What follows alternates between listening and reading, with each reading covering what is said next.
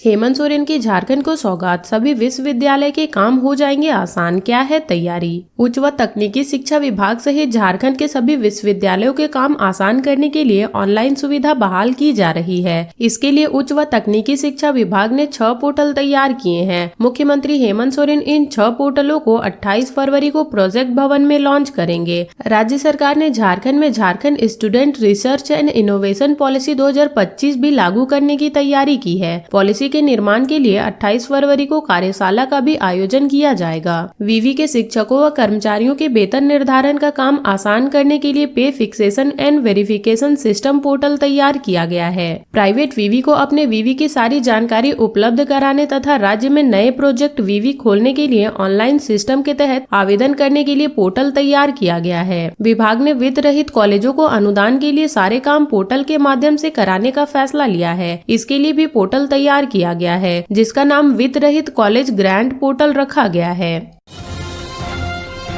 दरोगा अनुपम कच्छप हत्याकांड के आरोपी के खिलाफ चार्जशीट दाखिल, साक्ष्य के रूप में जमा हुई ये चीजें। रांची की कांके पुलिस ने स्पेशल ब्रांच के दरोगा अनुपम कच्छप की हत्या के आरोपियों के खिलाफ सीजेएम चंदन की अदालत में चार्जशीट दाखिल कर दी है। पुलिस ने जेल में बंद भोला सिंह, गौतम यादव, संजय सिंह, सुग्रीम सिंह, राजेश महतो और राजेंद्र महतो के खिलाफ पुख्ता साक्ष्य और जाँच के आधार पर कांड को सत्य बताते हुए चार्जशीट दाखिल की है। कांके के पूर्व थाना प्रभारी और इस हत्याकांड के आईओ ने कोर्ट में 52 गवाहों की सूची और अन्य साक्ष्य भी जमा किए हैं। दरोगा अनूप कच्छप हत्याकांड की अब तक की जांच में यह बात सामने आई है कि घटना स्थल और आरोपियों के पास से पुलिस ने जो खोखा व गोलियां बरामद की थी वह एक समान है। इससे यह प्रतीत होता है कि उक्त अभियुक्तों ने ही सोची समझी साजिश के तहत सब इंस्पेक्टर अनुपम कच्छप की हत्या की। जिस बंदूक से अनुपम कच्छप को गोली चली उसका अग्रभाग बैलिस्टिक एक्सपर्ट से मिलान किया गया तो वह भी उससे मैच हो गया, साथ ही उसमें लगा खून भी उसके ब्लड सैंपल से मैच कर गया। इस प्रकार चार्जशीट में पुख्ता व ठोस सबूत पेश किया गया है। आईओ का कहना है कि उक्त ठोस सबूत के आधार पर आरोपियों को सजा होनी चाहिए। 2 अगस्त 2024 को कांके थाना क्षेत्र के स्पेशल ब्रांच के दरोगा अनुपम कच्छप की गोली मारकर हत्या कर दी गई थी। इस घटना को डीजल चोर के गिरोह ने अंजाम दिया था। घटना की रात दरोगा बर्थडे पार्टी मनाकर बाइक से अपने घर लौट रहे थे। उसी दौरान चोर किसी टैंकर से डीजल की चोरी कर रहे थे। अपनी ड्यूटी निभाते हुए दरोगा ने रोक टोक की तो डीजल चोर गिरोह उससे उलझ गया और उनकी हत्या कर दी। कैप्टन करमजीत सिंह बख्सी ने सेना में जाने के लिए कराया था हाथ फ्रैक्चर, चाचा से कहा था मैं ऐसा करके दिखाऊंगा। कैप्टन करमजीत सिंह बख्सी मंगलवार को जम्मू कश्मीर के अखनूर में शहीद हो गए। गुरुवार को उनका अंतिम संस्कार हजारीबाग में होगा। उनके परिजनों से बात कर पता चला कि उन्हें सेना में जाने का जुनून बचपन से था। उनके इस जुनून का अंदाजा इस बात से लगाया जा सकता है कि सेना में भर्ती होने के लिए उन्होंने अपने हाथ को फ्रैक्चर भी कराया था। उसके बाद सीडीएस के दूसरे प्रयास में उन्हें सफलता मिली। उनके चाचा कहते हैं कि सेना में जाने से पहले वे उन्हें कहा करते थे कि वह ऐसा करके दिखाएंगे कि सारा देश उन पर गर्व करेगा। शहीद कैप्टन के पड़ोसी शंकर प्रसाद ने बताया कि पहले प्रयास में सीडीएस की लिखित परीक्षा में पास की थी, लेकिन उन्हें फिजिकल अनफिट कर दिया गया था। शारीरिक जांच में उन्हें कहा गया था कि उनका हाथ सीधा नहीं है। इसके बाद करमजीत सिंह बख्सी मेडिकल एक्सपर्ट से मिलकर हाथ फ्रैक्चर कराकर दूसरे प्रयास में सेना में भर्ती हो पाए। कैप्टन करमजीत सिंह बख्सी के पिता अजिंदर सिंह बख्सी यह कहकर रोने लगे कि जब वो सेना में भर्ती होने जा रहा था तो उसने पूछा था कि हमको सेना में जाने से कोई परेशानी तो नहीं होगी। इसके बाद मैंने उसे सेना में जाने के लिए रजामंदी दे दी थी। पड़ोसी रमेश प्रसाद ने कहा कि करमजीत का मिलनसार स्वभाव था, वह हमेशा याद आएगा। कभी भी मिलता था तो पैर छूकर ही आशीर्वाद लेता था। चाचा अमरदीप ने कहा कि मेरे घर का कोहिनूर चला गया, जब भी वह हमसे मिलता था पैर छूकर ही बात करता था। उसने कहा था कि चाचा मैं ऐसा करके दिखाऊंगा जिससे सारा देश उन पर गर्व करेगा। मैं ऐसी पोस्ट पर बैठूंगा जिस पर आप लोग भी गर्व करेंगे। उन्होंने कहा कि मुझे पता नहीं था कि मुझे शहीद वाला पोस्ट मिलने वाला है। चेन्नई की तर्ज पर झारखंड में भी खुलेगा संकर नेत्रालय, शंकराचार्य ने हेमंत सोरेन से जताई ये इच्छा। कांजीपीठ के शंकराचार्य जगत गुरु विजेंद्र सरस्वती स्वामीगल ने चेन्नई के संकर नेत्रालय की तर्ज पर झारखंड में भी अस्पताल खोलने की इच्छा जताई है। कांजीपीठ ने इससे संबंधित प्रस्ताव झारखंड सरकार को भेजा है। इसके लिए रांची के इटकी में 100 बेड का अस्पताल और कॉलेज खोलने के लिए जमीन की मांग की है। कांजीपीठ की ओर से बताया गया कि CSR फंड से 50 करोड़ की लागत से अस्पताल खोला खोला जाएगा। कांजीपीठ की ओर से मुख्यमंत्री हेमंत सोरेन को भेजे गए पत्र में कहा गया है कि वर्ष 2018 से पीठ झारखंड में गरीबों की सेवा के लिए अस्पताल खोलने की इच्छा रखता है, लेकिन इस दिशा में पहल नहीं हो पाई है। कांचीपीठ ने इससे संबंधित जानकारी झारखंड धार्मिक न्यास बोर्ड को भी दिया है। न्यास बोर्ड ने अस्पताल खोलने की दिशा में कार्य करने का आग्रह किया है। कांचीपीठ की ओर से सरकार को अस्पताल की प्रोजेक्ट रिपोर्ट भी भेजी गई है। चेन्नई स्थित विश्व प्रसिद्ध शंकर नेत्रालय से कांचीपीठ का जुड़ाव है। वर्ष 1994 में स्थापित यह अस्पताल आधुनिक सुविधाओं से लैस है। 140 बेड के इस अस्पताल में दूसरे राज्य के लोग इलाज कराने के लिए आते हैं। कांचीपीठ की ओर से दूसरे राज्यों में भी शंकर नेत्रालय के कई अस्पताल संचालित हैं। वर्ष 2016 में एक अस्पताल ओडिशा में भी खोला गया था। झारखंड में म्यूचुअल फंड के बाजार में 2000 करोड़ की वृद्धि, इन्वेस्ट करने का है शानदार मौका। शेयर बाजार में लगातार गिरावट दिख रही है, लेकिन इसका असर एसआईपी में देखने को नहीं मिल रहा है। Association of mutual fund in India के आंकड़ों से पता चलता है कि बाजार में उतार चढ़ाव के बीच निवेशक अब भी एसआईपी पर भरोसा बनाए हुए हैं। एमपी के आंकड़े के अनुसार झारखंड में एक माह में म्यूचुअल फंड के बाजार में 2000 करोड़ की वृद्धि हुई है। नवम्बर 2024 में झारखंड में यह बाजार 73,000 करोड़ रुपए का था, जबकि दिसंबर 2024 में यह बढ़कर 75,000 रुपए करोड़ हो गया है। झारखंड में 88% निवेश इक्विटी और 12% निवेश नॉन इक्विटी हो रहा है। वहीं जनवरी में एसआईपी इनफ्लो 26,400 करोड़ रुपए है, जबकि दिसंबर में इनफ्लो 26,459 करोड़ रुपए के स्तर पर था। बाजार विशेषज्ञों का कहना है कि एसआईपी के कई फायदे हैं। न्यूनतम राशि से भी इसे शुरू किया जा सकता है। बाजार के गिरने पर निवेशक और अधिकतम यूनिट आसानी से खरीद पाते हैं। हर माह एक निश्चित रकम जमा करते हैं। बाजार विशेषज्ञ ललित त्रिपाठी का कहना है कि विदेशी संस्थागत निवेशक द्वारा भारत में की जा रही बिकवाली के कारण शेयर बाजार में करेक्शन देखने को मिल रहा है। यह उनके लिए अच्छा मौका है जो मार्केट में निवेश करना चाहते हैं। झारखंड में फरवरी में ही अप्रैल जैसी तपिश, अधिकतम तापमान 36 डिग्री पार। कैसा रहेगा मौसम? झारखंड के सभी जिलों के तापमान में लगातार वृद्धि हो रही है। स्थिति यह है कि फरवरी माह में ही सभी जिलों का अधिकतम तापमान 30 डिग्री के ऊपर हो रहा है। तेज धूप से गर्मी बढ़ने लगी है। हालांकि सुबह और शाम के तापमान में गिरावट आ रही है। इससे मनुष्य रहित पशु के स्वास्थ्य पर असर पड़ रहा है। मौसम में इस बदलाव को देखते हुए मौसम विभाग ने लोगों को सचेत रहने की अपील की है। गुरुवार को मौसम शुष्क रहेगा। सुबह में हल्की धुंध और दिन भर आसमान साफ रहने की संभावना है। मौसम विभाग के अनुसार अगले 5 दिनों तक तापमान में और 3 से 4 डिग्री की वृद्धि हो सकती है। बुधवार को सबसे अधिक तापमान सरायकेला का 36.4 डिग्री सेल्सियस रहा। बुधवार को रांची का अधिकतम तापमान 30.3 डिग्री सेल्सियस रहा, जो सामान्य से 4.3 डिग्री अधिक है। वहीं न्यूनतम तापमान 16.4 डिग्री सेल्सियस रहा, जो सामान्य से 4.4 डिग्री अधिक है। झारखंड के पुलिस अफसर बनेंगे कर्मयोगी, केंद्रीय गृह मंत्रालय का क्या है प्लान? झारखंड के पुलिस अफसर अब कर्मयोगी बनेंगे। इसके लिए पुलिस अफसर केंद्रीय गृह मंत्रालय द्वारा तैयार आई गॉट कर्मयोगी पोर्टल के जरिए ऑनलाइन 6 पाठ्यक्रम पूरा करेंगे। केंद्रीय गृह मंत्रालय के निर्देश पर पुलिस मुख्यालय ने इसकी तैयारी शुरू कर दी है। कर्मयोगी पोर्टल पर सभी अनुसंधान पदाधिकारियों का निबंधन भी कराया जाएगा ताकि उन्हें प्रशिक्षण दिया जा सके। पुलिस अफसरों के प्रशिक्षण के लिए नए आपराधिक कानून के तहत तो 6 पाठ्यक्रम निर्धारित किए गए हैं। उसमें सबसे पहला है सरकारी कर्मियों के लिए आचार संहिता अर्थात कोड ऑफ कंडक्ट। दूसरा है कार्यस्थल पर महिलाओं के लिए सुरक्षा। तीसरा है नई तकनीक से पुलिस अफसरों को अवगत कराना। चौथा है पुलिस अफसर किस तरह से साइबर स्कैम की दुनिया से खुद को सुरक्षित रख सके। पांचवा है लाइफ के मिशन के बारे में बताना और छठा है कार्यस्थल पर काम के दौरान योग के लिए ब्रेक। पुलिस अफसरों के प्रशिक्षण के लिए डीजीपी अनुराग गुप्ता के निर्देश पर एडीजी प्रशिक्षण की ओर से सभी जिले के एसपी को पत्राचार किया गया है, जिसमें रांची, जमशेदपुर और धनबाद के एसएसपी के अलावा सभी जिले के एसपी को निर्देश दिया गया है कि आप 1 माह के भीतर अभियान चलाकर पुलिस अफसरों को इसे पूरा करने के लिए प्रेरित करें। प्रत्येक सप्ताह कितने पुलिस अफसरों ने पाठ्यक्रम पूरा करने के लिए रजिस्ट्रेशन किया और कितने ने पूरा किया है, इस बात की समीक्षा खुद सभी जिलों के एसपी करेंगे। एडीजी ट्रेनिंग की ओर से इसे सफल बनाने के लिए आज वीडियो कॉन्फ्रेंसिंग के माध्यम से समीक्षा की जाएगी। यह एक ऑनलाइन प्रशिक्षण मंच है। इसका उद्देश्य भारतीय सिविल सेवकों के कौशल को बढ़ाना है। इसके जरिए ये वैश्विक संस्थानों के पाठ्यक्रम के माध्यम से निरंतर सीखने का अवसर प्रदान करना है। यह विभिन्न सरकारी स्तरों पर पेशेवर विकास और योग्यता विकास की संस्कृति को बढ़ावा देता है। इससे अंततः शासन और दक्षता में सुधार होता है। बैंक में पैसा जमा करने गए वकील से 44,000 की पॉकेट मारी। धनबाद थाना क्षेत्र के एक बैंक में मंगलवार को अधिवक्ता राम नरेश यादव की पॉकेट मारी हो गई। घटना के बाद उन्होंने पॉकेट मार को पकड़ने का प्रयास किया, लेकिन सभी बैंक से निकलकर भाग गए। उन्होंने धनबाद थाना में घटना की लिखित शिकायत की है और बैंक कर्मियों पर भी आरोप लगाया है। अधिवक्ता राम नरेश यादव ने बताया कि वह गाय खरीदने के लिए रुपए जमा कर रहे थे। इस दौरान उनके पास 44,000 रुपए जमा हो गए। मंगलवार को उस राशि को जमा करने के लिए बैंक गए, लेकिन काउंटर पर ज्यादा भीड़ होने के कारण उन्होंने मैनेजर के पास जाकर राशि जमा करने का आग्रह किया, लेकिन जब मैनेजर ने टाल दिया तो वह फिर से काउंटर के पास जाकर खड़े हो गए। इसी क्रम में उनके पॉकेट से 44,000 रुपए निकालकर एक युवक भाग गया। जब तक वह बैंक के बाहर जाते तब तक वह फरार हो चुका था। वहीं अधिवक्ता ने मामले में बैंक कर्मियों की मिलीभगत का आरोप लगाते हुए पुलिस से शिकायत की है।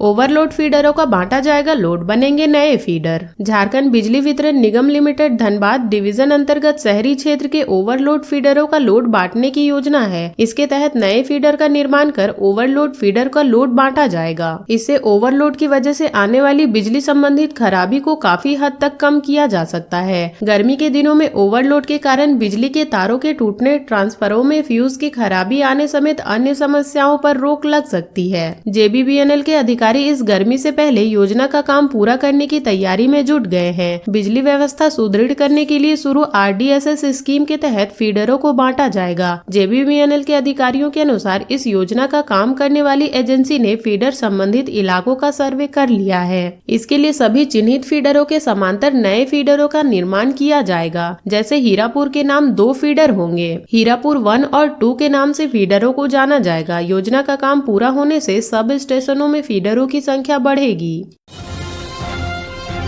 महाकुंभ स्नान के बहाने अपनी प्रेमिका को उतारा मौत के घाट, बाइक से प्रयागराज पहुंच लगाई आस्था की डुबकी। झारखंड के गुमला जिले के घाघरा निवासी सोनू कुमार अपनी प्रेमिका विशुनपुर थाना क्षेत्र के कटठोकुआ की रहने वाली अनुरिका कुमारी को महाकुंभ में स्नान करने की बात कहकर अपने साथ ले गया और डेहरी में गला दबाकर उसकी हत्या कर दी। इसके बाद शव को छुपाने के उद्देश्य से झाड़ियों में फेंक कर भाग गया। आरोपी को विशुनपुर पुलिस ने गिरफ्तार कर बिहार पुलिस को सौंप दिया है। बिहार पुलिस उसे अपने साथ ले गई है। विशुनपुर थाना क्षेत्र के राकेश कुमार सिंह ने बताया कि अनुरिका और सोनू का 2 साल से प्रेम प्रसंग चल रहा था। युवती की तरफ से युवक पर शादी का दबाव बनाया जा रहा था। युवक ने मार्च में शादी करने की बात कही थी। इसके बावजूद युवती बार बार उसे परेशान कर रही थी। इस बीच युवक ने युवती को प्रयागराज महाकुंभ ले जाने की बात कही। दोनों 5 फरवरी को एक बाइक से प्रयागराज के लिए निकल पड़े। डेहरी पहुँचने पर युवती को शौच लगा। वह गाड़ी रुकवाकर झाड़ी की ओर चली गई। उसी दौरान उसका प्रेमी भी उसके पीछे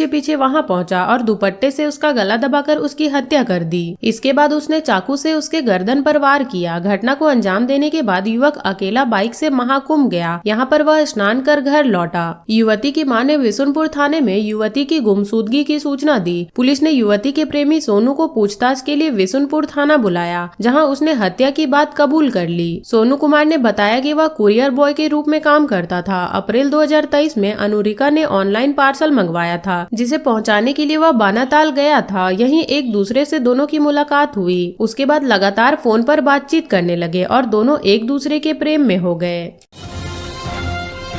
झारखंड के 11.80 लाख बुजुर्गों, विधवाओं और दिव्यांगों को पेंशन की सौगात, एक साथ मिलेंगे इतने महीने के पैसे। झारखंड के 11,80,191 पेंशनधारियों को 4 माह के बाद एक साथ 3 महीने की पेंशन इसी माह मिलेगी। इन पेंशनधारियों को सितंबर तक की ही पेंशन मिली थी। इसके लिए केंद्र और राज्य सरकार द्वारा संयुक्त रूप से पेंशन योजनाएं चलाई जाती है। पेंशन के लिए केंद्रांश की राशि नहीं मिली थी, इसलिए अब तक पेंशन वितरित नहीं की गई थी। केंद्र सरकार ने अपने हिस्से की पेंशन की राशि उपलब्ध करा दी थी। राज्य में वृद्धा पेंशन, विधवा पेंशन और दिव्यांग पेंशन के लिए प्रतिमाह 1,000 रुपए दिए जाते हैं। केंद्र सरकार द्वारा निर्धारित राशि के अलावा शेष राशि राज्य सरकार द्वारा दी जाती है। राशि निकासी के लिए तय प्रावधान के अनुरूप केंद्र व राज्य सरकार दोनों की राशि की निकासी एक साथ होती है। विभाग से प्राप्त जानकारी के अनुसार लाभुकों को एक साथ अक्टूबर, नवंबर और दिसंबर की पेंशन उपलब्ध कराई जाएगी। इस संबंध में समाज कल्याण विभाग द्वारा जल्द ही आवश्यक दिशा निर्देश जारी कर दिया जाएगा। बता दें कि राज्य को पेंशन योजनाओं के तहत जून तक की ही केंद्र की ओर से राशि मिली है। वित्तीय वर्ष 2024-25 के 9 माह बीतने को हैं, ऐसे में 6 माह की राशि राज्य को नहीं मिली है। राज्य सरकार द्वारा केंद्र द्वारा दी गई राशि का उपयोगिता प्रमाण पत्र भी उपलब्ध करा दिया गया है। राज्य में इस योजना के तहत 9,02,998 लाभुकों को प्रति माह 1,000 रूपए मिलते हैं। इसके लिए 200 रूपए केंद्र और 800 रूपए राज्य सरकार देती है। इस योजना के लाभुकों को अक्टूबर से पेंशन नहीं मिली है। योजना के तहत 80 वर्ष से अधिक आयु वाले लोगों को केंद्र सरकार द्वारा प्रति माह 500 रूपए पेंशन दी जाती है। शेष राशि राज्य सरकार देती है। इंदिरा गांधी राष्ट्रीय विधवा पेंशन योजना के तहत राज्य में कुल 2,51,780 लाभुक निबंधित है। योजना के तहत 80 वर्ष से अधिक उम्र की विधवा को प्रति माह 1,000 रूपए पेंशन दी जाती है। इसके तहत 300 रूपए केंद्र सरकार और 700 रूपए राज्य सरकार देती है। योजना का लाभ पाने के लिए विधवा महिला का BPL श्रेणी का होना अनिवार्य है। इस योजना के लाभुकों को बीते 4 माह से पेंशन की राशि नहीं मिली है। इंदिरा गांधी राष्ट्रीय दिव्यांग पेंशन योजना के तहत कुल 25,413 लाभुकों को प्रति माह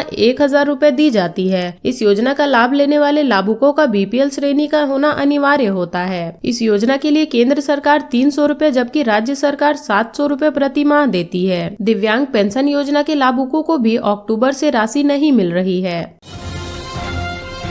सड़क दुर्घटना में चासनाला के युवक की मौत। सिंदरी मार्ग पर चासनाला पेट्रोल पंप के पास बुधवार की रात 8 बजे झरिया से सिंदरी की ओर जा रहे चासनाला अंबेडकर नगर निवासी बाइक सवार सोनू राम ने बिजली के पोल में टक्कर मार दी। इससे वह बुरी तरह से जख्मी हो गया। स्थानीय लोगों ने उसे चासनाला CHC पहुंचाया, जहां चिकित्सकों ने उसकी हालत गंभीर देख SNMMCH रेफर कर दिया। वहां उसकी मौत हो गई। घटना के बाद बाइक पर सवार अन्य युवक भाग गया। बताया जाता है कि सोनू अपनी बाइक पर एक युवक बैठाकर पाथरडीह से चासनाला की ओर जा रहा था। इसी दौरान बाइक अनियंत्रित होकर पोल से टकरा गई। इससे दोनों पाइप व सायरट से टकराकर जख्मी हो गए। आवासीय विद्यालयों में नामांकन के लिए 17 तक करें आवेदन। जिले के आवासीय विद्यालयों में नामांकन की प्रक्रिया शुरू हो गई है। झारखंड बालिका आवासीय विद्यालय, कस्तूरबा गांधी बालिका विद्यालय और नेताजी सुभाष चंद्र बोस आवासीय विद्यालय में नामांकन के लिए आवेदन लिया जा रहा है। 17 फरवरी तक आवेदन कर सकते हैं। नेताजी सुभाष चंद्र बोस आवासीय विद्यालय में कक्षा 1 से, बाकी में कक्षा 6 से नामांकन होना है। स्कूल से फॉर्म ले सकते हैं। जिले में 6 कस्तूरबा गांधी बालिका विद्यालय है। सिरसा, बलियापुर, झरिया, तोपचाची, टुंडी व गोविंदपुर में संचालित है। सभी विद्यालयों में कक्षा 6 से नामांकन की प्रक्रिया की जानी है। 6ठी कक्षा में 75-75 सीटें हैं। कस्तूरबा गांधी बालिका विद्यालय निरसा में 6ठी में 50 सीटें हैं। 25 सीटें उत्क्रमिक विद्यालय के बच्चियों के लिए रखा गया है। इसके लिए 31 मार्च तक 11 साल से अधिक उम्र होना जरूरी है। छात्राओं का नामांकन होगा। जिस जगह के स्कूल के लिए आवेदन कर रहे हैं वहाँ के अधिक आबादी वाली जातियों की बच्चियों के लिए सीट आरक्षित रखना है। जिले के पूर्वी टुंडी, बाघमारा व धनबाद में झारखंड बालिका आवासीय विद्यालय संचालित है। इन विद्यालयों में भी कक्षा 6 से नामांकन की प्रक्रिया होनी है। उम्र सीमा 31 मार्च तक 11 साल पूरे होने चाहिए। विद्यालय की 6ठी कक्षा में 50-50 सीटों पर नामांकन होना है। नेताजी सुभाष चंद्र बोस आवासीय विद्यालय की पहली कक्षा की 30 सीटों पर नामांकन होना है। 31 मार्च तक उम्र सीमा 6 साल पूरे होने चाहिए। विद्यालय पहुंचकर आवेदन के लिए फॉर्म लिया जा सकता है। इस विद्यालय में छात्रों का नामांकन होता है। इसके अलावा 9वीं कक्षा में 16 व 10वीं कक्षा में 11 सीटों पर भी नामांकन होना है। विद्यालय में उन बच्चों का नामांकन होता है जिनके माता या पिता नहीं हैं।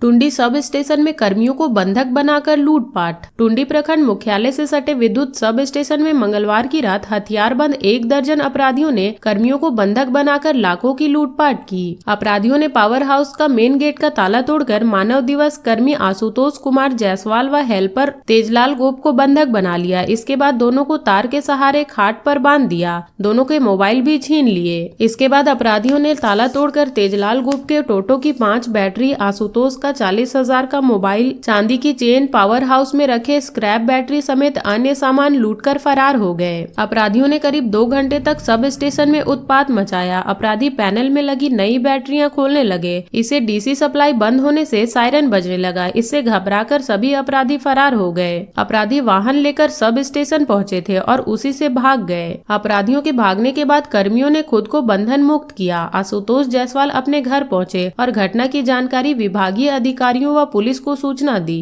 इसके बाद पेट्रोलिंग टीम पहुंची। सुबह विभाग के 9 पद स्थापित सहायक विद्युत अभियंता मुरली मनोहर प्रसाद भी पहुंचे और टुंडी थाना में शिकायत की। टुंडी पुलिस मामले की जांच कर रही है। घटना टुंडी थाना से महज 200 मीटर की दूरी पर हुई है। खाना पकाने में झुलसी बोकारो की युवती। खाना पकाने के दौरान बोकारो की कुमकुम कुमारी बुधवार को गंभीर रूप से झुलस गई। परिजनों ने इलाज के लिए उसे SNMMCH धनबाद में भर्ती कराया। परिजनों ने बताया कि बुधवार की सुबह कुमकुम किचन में नीचे रखे चूल्हे में खाना पका रही थी। इस दौरान उसका दुपट्टा आग की चपेट में आ गया। उसने सिल्क के कपड़े पहन रखे थे, इससे उसके कपड़े में आग लग गई। उसके चिल्लाने की आवाज सुनकर परिवार के अन्य सदस्य पहुँचे और किसी तरह आग बुझाया। हालांकि तब तक कुसुम पूरी तरह से झुलस चुकी थी। आनन फानन में उसे इलाज के लिए स्थानीय नर्सिंग होम ले जाया गया, जहां उसकी गंभीर स्थिति को देखते हुए चिकित्सकों ने उसे SNMMCH रेफर कर दिया। चिकित्सकों के अनुसार कुसुम के शरीर का लगभग 50% हिस्सा झुलस गया है। टाटानगर रेलवे स्टेशन के रीडेवलपमेंट के कारण हटेंगे कई निर्माण, प्लान तैयार। टाटानगर रेलवे स्टेशन के रीडेवलपमेंट का काम जून से शुरू हो जाएगा। इसका टेंडर निकल चुका है, जिसको मार्च तक फाइनल कर दिया जाना है। इस स्टेशन का मास्टर प्लान बना लिया गया है, वहीं इसका पूरा DPR तैयार कर लिया गया है। स्टेशन बनाने की पूरी प्लानिंग के साथ इसके निर्माण की क्या तकनीक होगी यह भी तय हो चुका है। अब तक की रणनीति के मुताबिक पहले और सेकेंड एंट्री को नए रूप में बनाया जाएगा। क्षेत्र के आर्थिक विकास के स्तंभ के रूप में स्टेशन को विकसित किया जाएगा। इसके तहत कुल 200 एकड़ में 58.72 एकड़ में निर्माण कार्य होना है। बाकी बचे हुए एरिया में लॉजिस्टिक से जुड़ी सेवाएं संचालित होगी। इस दौरान कई पुराने निर्माण को तोड़ा जाएगा। तो ये थी झारखंड की अब तक की बड़ी खबरें। ऐसे ही झारखंड की खबरों से अपडेट रहने के लिए हमारे चैनल झारखंड न्यूज नेटवर्क को सब्सक्राइब कर लें और बेल आइकन को प्रेस कर लें, ताकि हमारी हर वीडियो का अपडेट आप तक पहुंच सके।